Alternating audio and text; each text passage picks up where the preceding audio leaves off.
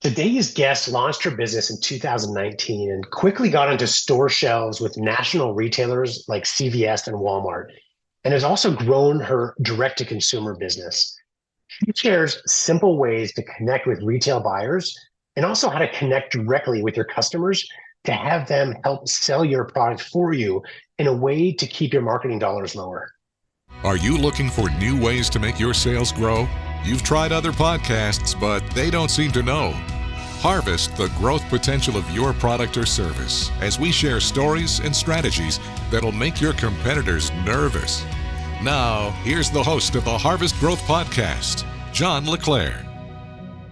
Welcome back to the show. Today, I'm really excited to have our guest, Leeanna Gantt. She's the founder of TookTake. And she's got a really interesting story on how she developed her product. And I have to say, I love the product. I'm a huge fan as well. So we're going to dive into what it is and hear more about her story and how she's turned it into really a fast success. This business has only been around for a few years, and it's been remarkable what she's been able to do on this journey. But first of all, I want to say welcome to the show, Leeanna. Hi, welcome. Thanks for having me. Absolutely. So if you could introduce to our audience, first off, what is TookTake? If you could talk about the product and how you came up with the idea. TookTake is a super simple way to know if you took or still need to take medicine or vitamins. It's basically a little sticker with perforated tabs. So like our daily label has the days of the week on the little tab. So when you take your medicine for the day, you just pull the tab off and then you know that you did it. So there's no sorting or counting or anything, which makes it really easy to use. I came up with the idea for TicTake during my own treatment for breast cancer. During the chemotherapy part, I had like a dozen medications, all in different forms, all in different schedules. And it was really stressful for me and my family to keep track of them. And a lot of them I couldn't take more than once. And it was the whole thing.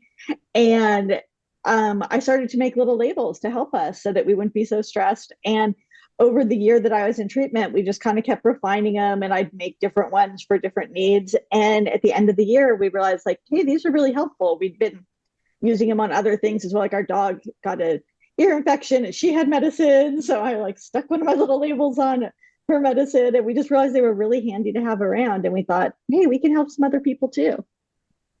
Yeah, absolutely. And, before this interview, we were talking about how you originally developed it for when you're taking a lot of medications, but also found it very helpful when you got down to finally having just one medication a day. Talk to me about, I guess, like, the number when you're taking a lot of meds, it makes it more obvious, but is it hard also just on the one a day? I'm sure anybody listening that takes medications realizes that it is, but we'd love to hear how, from your story, that's also helped in that regard. Yeah, I mean, that's actually really when I was decided this is really helpful for everybody, not just people going through a crisis. Because I had one pill I had to take every day, and it was supposed to help keep my cancer from returning. But as I got back to my normal daily life, it was really hard to remember because I'd never been a big vitamin and medicine person. I didn't have a routine in place or a system for remembering to take anything. And I tried all the tips people gave me, and I still couldn't remember. So I started using my little labels. I'm like, well, maybe I still need this. And it was the perfect solution because, I'm a mom, I'm working, there's just a lot going on in the morning. And I couldn't remember where when I was in treatment, my whole day revolved around what do I take and when. But in your normal daily life, that's not usually the case. So I started asking a lot of my friends saying, hey, do you happen to take anything every day, like a vitamin you take once or twice a day or a medicine? And I was surprised to find out how many people had medications like mine for thyroid things or cholesterol or, different conditions like chronic conditions. I never even knew they had these conditions, but they had something it was really important for them to stay feeling their best and to keep themselves healthy. And they said the same thing, that it's like, oh yeah, at the end of the month, they usually have 3 or 4 left. That's just how it goes. And they just sort of resigned to the fact that they were going to just forget some of them. And now they don't, because I give them all TicTake labels. It's one of those things too. I think, if you've got anything you do on a daily basis, the more you do it, the harder it is to remember, right? So this reminds me, it's very different from your product, but it's the thing that bothers me the most, that I need you to develop this as your next idea to help me out. So every day I leave my office, most days I'm the last one there. And I lock my door or walk right out to my car. I pull my car out. I start driving away. And like 99% of the time, I'm thinking about something on the way out, right? And I do it every day. I'm like, did I lock the Mhm. door? Every single time I stop my car, I walk back out. I'm like, I know I did it. But I think it's just with medications, it's like that too. The longer you take it, it's just when it's part of the routine, you're not thinking about it anymore. It becomes automatic. So anything you can do to create a process to remember to think, right? To make it different. And with yours, you've got that quick little tear off indicator. It's so easy. You really don't even have to think of these things that are, become daily habits and become very difficult. So what are some of the, Exactly, because I think go that ahead. that was part of my problem is that, I would sometimes take the medicine and I didn't know if I did it. It's like it became such a habit, like you were saying, that I didn't realize that I had done it or I wasn't 100% sure I did. And that's when you're left like, I don't know what to do. So that's, like you said, that's sort of the beauty of TicTake is that it lets you know if you did it or not. And you can double check yourself really easily. Absolutely. Now, there are some other solutions or attempted, let's call them solutions on the market that are trying to do this, right? Of different types. How is TookTake, just if you could describe it for our audience's sake, how is it different from other things that they might be using or be aware of on a daily basis? I think one of the biggest differences is that most adherence products, which is sort of what these are called, are designed for the elderly or people taking a lot of medications. So there are complicated systems or really elaborate systems where TicTake is really simple and it's designed for busy people. It's designed for someone who doesn't want their medication to become a huge part of their daily routine. They just want to know if they took it. So I think the simplicity of it. And the other big difference is TicTake labels work on anything, not just pills. So like a traditional pill container really only works for pills. So if you have a face wash from your dermatologist, it's prescription you're supposed to use. If you have, drops for your eyes, if you have a like liquids, lotions, creams, powders, people trying to use collagen powders, protein powders, really any wellness product, TookTake can help you establish the routine so that you're using the product and one, if it's actually working and helping you because you used it as directed. And then also you will feel your best. If it does help you, you will know you're using it and you'll stay feeling your best. So I think those are some big benefits of TicTake. Just it works on anything. And I love how you coupled together. So there's kind of two core benefits, at least that I grabbed from that. One is the anxiety. Did I take it? Did I not? Just not knowing. And then the other important part is there's a reason that these are daily medications or creams or whatever they might be, is when you take a daily supplement even, right, that there's cumulative benefits. Mhm. So missing a day makes it worse. They don't work as well. So you're going to have better actual results as well. So it's a very simple way to make sure that you're getting the most out of medications and staying in the best health possible. So I love that. What are some of the most common uses that you see beyond the pills, right? So you mentioned a couple of them, face creams, that sort of thing. What are some of the most common you see? Um, I think medications and vitamins are the most common, but a lot of Yep. people lately have been telling me that they use it on things like a collagen powder, a protein powder, or um, a lot of people use it for beauty products because a lot of these routines people are buying up, especially with TikTok, like they'll see something and they'll buy all of these products and it's a big investment. So you want to know, it's like, does this work before, especially if it's a subscription product? If you start falling behind, you end up with like a pile of it in your house. So people are using it for beauty products, for really like all kinds of different things. This time of year, we've had a lot of moms really excited about the labels because it works on all the liquids kids medications. And with cold and flu season, a lot of them have, that pink liquid antibiotic. I think it's amoxicillin, but there's not a good way to keep track of a liquid. You can't tell if you did it or not. So um, this time of year, that's one of the most popular uses for it is all those kids meds. Well, I got to say, I love it for sure. I've got four kids. Everyone Yeah. has different health things here and there. Luckily nothing too major, but various medications and that kind of thing. And it's without your product. It used to be a process of filling pill containers and it's like a Sunday night routine, right? It takes up your ultimate planning. No one wants to think about this. I love that you just take away the excess thinking, especially when you're only taking a couple of medications, but making sure that they're taking them and that we can keep track of it and that we are as well. So I just love the concept, love the product. It's very well done. which transitions me now. And let's talk about the success. It's been phenomenal. So you've only been around for a few years. Can you talk about what was your first big success as a business? I think it was CVS. A buyer from CVS contacted me, and that was really exciting because we were pretty new then. And she started out saying she saw me in there was an online trade show because it was during COVID, and she just saw me do a little presentation about TicTake, and she messaged me like right when I was done saying, here's my number, here's my email, reach out to me, I need to talk to you. And it just so happened that her daughter had been homesick and had an antibiotic that they had that exact problem that morning. So it really resonated with her right away. And yeah, so that was my first big thing, is getting an email from the buyer at CVS, which was great. I love that. When you've got a great product, you've got to find ways that the buyers will see it, right? You can't just sit and wait for them to come. So you're going to the right places, like these online trade shows at the time, et cetera, getting in front of them. But when you do, buyers, they see a lot of stuff. But when you've got a really cool and unique product, it's going to stand out. It's going to resonate. It reminds me of back in my days with OxyClean, when they as a company first got into Walmart and Sam's Club. Part of it was due to the wife of a buyer that happened to see the Billy Mays shows or spots on TV and tried the product, loved it. It was personal use, and anyways, brought it into retail from that point. That was like, the first part of a big retail success. But again, part of the answer, I would say, is having a great product, right? The next part is getting in front of these buyers. So that was, you described the CVS one. You've grown your retail since then. How have you had success in connecting with other buyers since that point?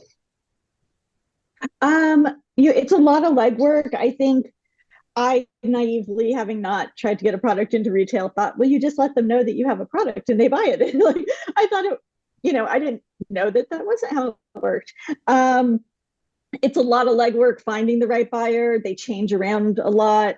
I use LinkedIn a lot for that, to just try and make contacts and try and find the right person that way. And we got into Walmart through Walmart's open call program, which is a great resource for small businesses trying to get into Walmart, because that actually, they pair you up with the right buyer, which takes a big part of the workout. And other retailers, it's just a lot of cold calls and emailing and being really nice and just asking people. It's like, hey, if you're not the right person, would you mind pointing me the right way? And I find most people are actually really nice if you're, just polite and direct. You're also taking up people's time if they do read your email. So I try not to tell a whole story in my email. Just like, this is my product. Here's the category I'm looking for. I'm not sure if it's you. If it's not, would you mind pointing me the right way? And I'd say, 50-50. Half the time I do get a reply and get, the email of the proper person. And then I can, at least if I know I'm talking to the right person, then I can give them a little bit longer pitch. And I think I would add to that, which I know you do, but being genuine. You kind of alluded to that at least, but it's where it's, these buyers, like a lot of, anyone who's on LinkedIn, you realize you get these bot reach outs for people trying to sell you stuff all the time or whatever. But when you're doing this on your own and you are the owner of the company, it makes such a difference, right? Because it's clear that you're being genuine. You're not just hiring a broker. And there's a place for brokers. A lot of our clients use them. It's a great way to scale. There's a place for it for sure. But as you start out, especially, and try to reach out to these buyers directly, being genuine, being truly from the company, right, and representing that in early conversations. I love how you said respectful too, right? They're so busy, but they appreciate respect, and they're looking for good products. That's their job, right? They literally are buying and looking for the next big success to bring in. So I have a few brokers that I work with, and I find even with the brokers, sometimes it takes me being persistent with the initial outreach and then introducing the broker in and saying, I'm going to bring, so-and-so into the conversation now to help facilitate the onboarding and continue the conversation, because they'll be trying, and it is different. I think the tone of the message, even though I love all the people that I work with, the tone is just different. And I think I tend to get a response more often than not of some sort where they don't. So I think that's a good point. Just like, I think as a founder, there's a way that you talk about your product that nobody else can. Absolutely. It makes a huge difference. I see that too, as I do reach outs as the founder of our company, and it's very different from when our team reaches out, and it's understandable, right? Like they know, Mm-hmm. you are the company in many ways. So you've had great success in retail, and now you're shifting or growing, let's say, not shifting, but growing your direct to consumer sales as well from your website, et cetera. What so far has worked well for you on the e-commerce or direct to consumer space? Um, our website, it's strange because I started TookTake with the idea that it has to be right next to all the wellness products. It needs to be near all the things people get in retail. And that's where people will discover the product. So I really didn't push the website very hard at first. And now I'm discovering people don't care where they buy it. Like, so now we're pushing people back. We're directing them back to the website as well. We're saying you have a choice. Wherever's convenient for you, you can get us. And really just letting people know that like we're available wherever you need us. If you're at CVS, get it there. If you're at Walmart, get it there. If you're not in those places, just order it. You can sign up for a subscription program on the website. We'll just deliver it to you every month, every 2 months. That we've just sort of made the story about we're trying to make it easy for you to get this, just as easy as it is to use it. We want it to be easy for you to get when you need it. Um, but yeah, a lot of social media. We do all that ourselves and it's all organic. So a lot of trial and error and learning, but slowly but surely we're making progress. You do your own social media, your own organic. Do you like what's your Mhm. process for that? Like how often do you post? What do you talk about? What's been, I guess, effective for you in organic social? My husband and I do that together. Both of our background is as creative directors in advertising. Um, we try to post every day. Um, we use a scheduler. We use Later for scheduling posts so that we don't have to do it all. Or wait, are we still using Later? Yeah, I think we are. And yeah, again, like I said, trial and error. I think we're learning that different times of year, like this time of year being holiday season, um, it's so competitive out there with paid ads that like our reach drops. So, we're learning and um I think it's improving as we go. We're seeing what people respond to, what they don't. Um, Being a brand that it like the whole point is to get interaction from the consumers on social media and engage and form this community.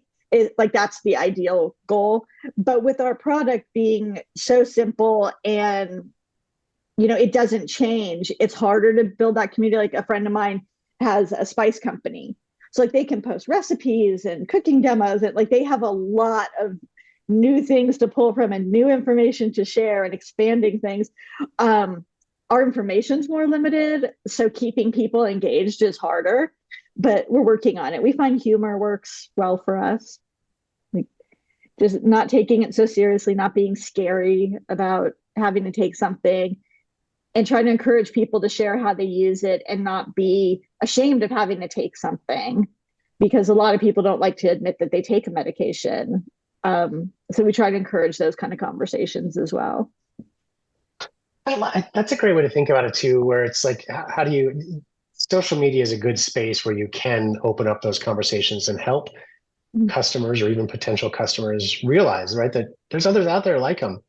Mm-hmm. It's good to hear these stories, I guess, directly from other people that are like them and from you, but also from existing customers. What's worked well for you, I guess, to get existing customers to post or share content?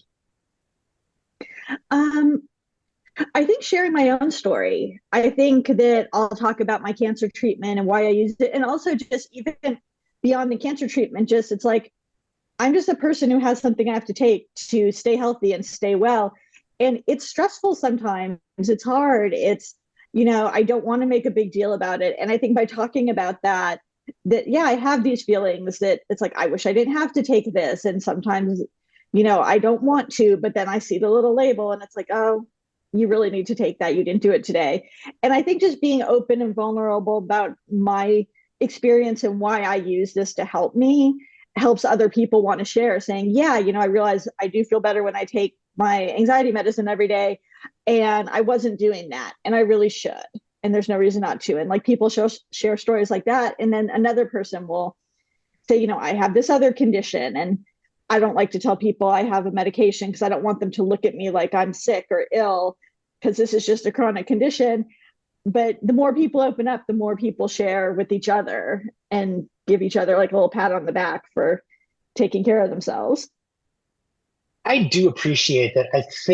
I feel like the world has gotten better in that regard, where we still are reserved in sharing too much about ourselves, which is okay too, and meds we might be on or whatever, but we're more open in general than we were, certainly 20 years ago, that kind of thing. People are willing to share. And it's been so helpful for, myself, our family, as well as we see other people. Mm-hmm. Other people have struggles or health issues or whatever it might be. And it's okay. It's part of life. And we're kind of in it together. And I don't even want to guess as to why that's changed, but I do feel like it's gotten better. And I'm glad that you're helping that cause too, of getting the word out, especially in the medication world, of helping people to be more open and be okay with it, because medications can be very helpful, and there's no reason to push them off if it's the right thing, of course, right?